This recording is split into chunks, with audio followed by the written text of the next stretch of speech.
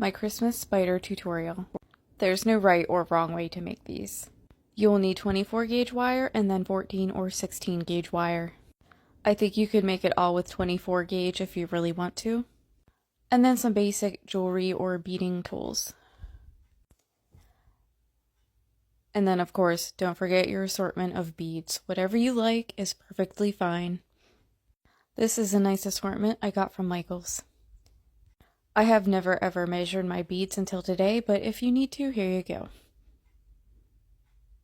You will need roughly 4 inches of 14 or 16 gauge wire for the body. And then grab one more thing. Grab a kitchen fork, you will need it. First, you're going to curl a loop in the end of the body wire.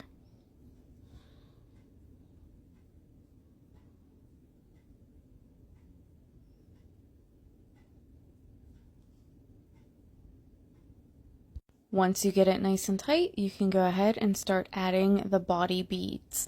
And I'm starting with the abdomen, the big beads, and I like to put a few end pieces on to dress it up. And then proceed with the big fancy bead. And then the next step, I like to put a fork in between as a spacer to put the head bead on. And then the end piece, and then it'll hold that space that I need there for the legs. And then you can make another loop to secure the beads and make sure it's nice and tight.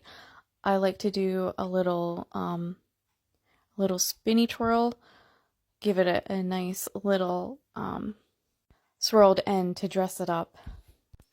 Take your time to get it just right the way you like it, and then whenever you're clipping off your wires, make sure you clip nice and cleanly to clip off any snags or anything that would catch somebody's skin. And then you're going to need your 24 gauge wire for the legs. 2 pieces 6 inches long and then 2 pieces 7 inches long. Try to be as exact as you can with these so your legs aren't all wonky unless you want them to be.